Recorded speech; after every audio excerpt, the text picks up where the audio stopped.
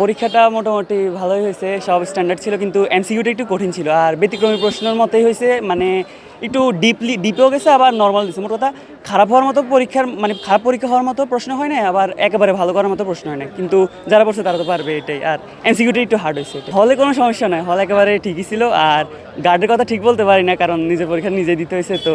এটা ভালো হয়েছে, বাট এমসিকিউ হচ্ছে কি কবিতা থেকে বেশি আসছে আর কনফিউজিং ছিল। এমসিকিউ একটু ইয়ে হয়েছে আর কি। হলঘাট হ্যাঁ, স্যাররা অনেক ইয়ে ছিল।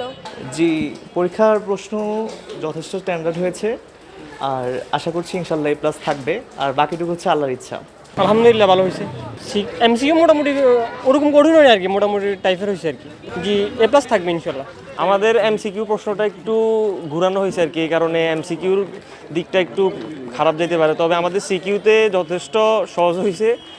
আলহামদুলিল্লাহ 100 মার্ক সব দিয়ে আসছে। এখন বলতে পারি না আমরা কত পাই, ইনশাল্লাহ A+-এর আশা আছে আর কি। না, গার্ড তেমন সমস্যা করে নাই, সবই নর্মালি ছিল। পরীক্ষা ভালো ছিল, গার্ডও ভালো ছিল, ওনারা কোনো ডিস্টার্ব করেনি, এবং যেটা বলছেন লোডশেডিং কথা, কারেন্ট একবারও যায় নাই। হ্যাঁ, আমার পরীক্ষা মোটামুটি ভালোই হয়েছে, যা পড়ছি তা থেকে বেশিরভাগ আসছিল কমন, সেটা তো বলা যাচ্ছে না, বা আশা করতেছি ভালো হবে এটাই।